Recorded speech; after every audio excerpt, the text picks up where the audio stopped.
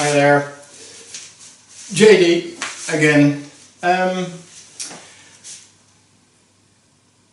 An important thing if you if you start like me, if you're a beginner and you start practicing archery, is that you get your anchor, the movements you make should be exactly the same time after time.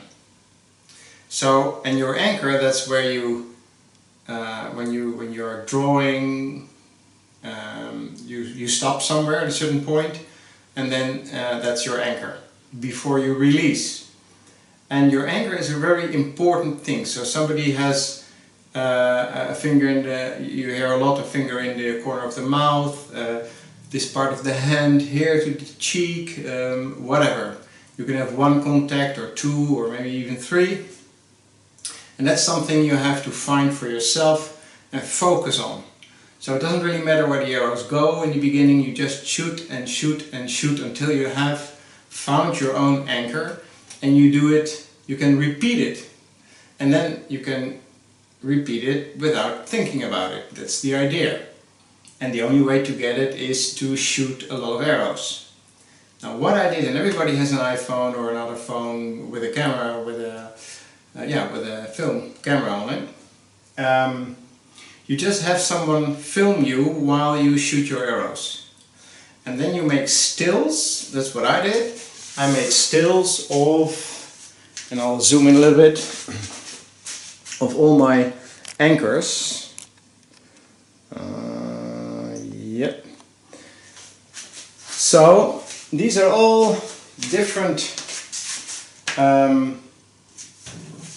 arrows. So there's one, and then as you can see I didn't have a good glove yet, so I used my glove for motorbike riding. Anyway, works well.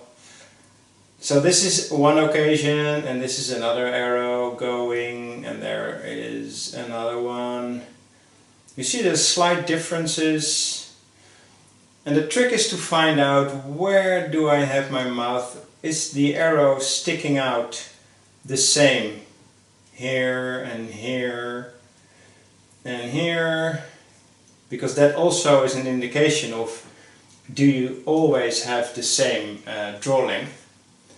And another thing is, you can really see that your elbow, your arm, this part of your arm, should be in one line with the arrow. So that's also something you can really tell in this. So anyway, this was really in the beginning, but you learn a lot from this, looking at yourself and see the things you have to change. And another one, and these were all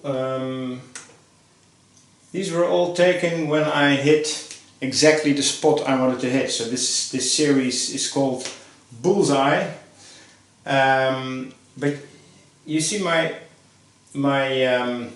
anchor is really pretty decent, good, or constant, whatever you want to call it. See? It's almost like the same picture, which is not the case. This is a different arrow every time. But the only thing I saw here is my shoulder is pretty high up. And it shouldn't be so strangely high there. See? My shoulder is a little bit strange there. So anyway, that's something I have to take a look at. Yeah. So anyway, that's all I wanted to say for now.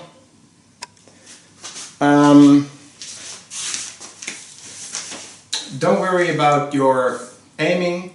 Just first thing you worry about is getting your anchor. And something else, you can find many videos about it.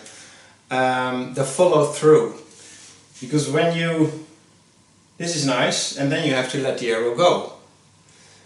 And if you let the arrow go, you really let it go. It's not like releasing it like this, but there's tension here, and you just let it go, and you continue with the movement. This arm is pointing, actually a little bit pushing towards your target. That's where it's going to go with the arrow. and you pull, and then you just relax your hand and continue with this motion which comes from your back tension, and just stretch.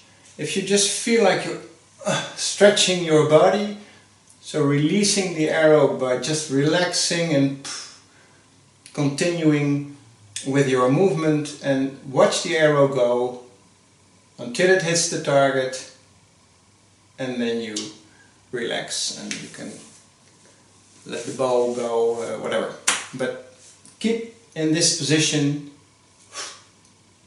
watch the arrow go, and then if it's hit the target, the shot is finished. And you can go for the next one. Yeah? Well, back tension, follow through, all these kind of things. Many really good videos on the internet. So I looked at dozens of them before I came. But this is something I didn't see, and this is, I think, something that is really handy. Just film yourself, take the stills, look at the differences, learn, practice. And if you got this right, then you start aiming. See you next time.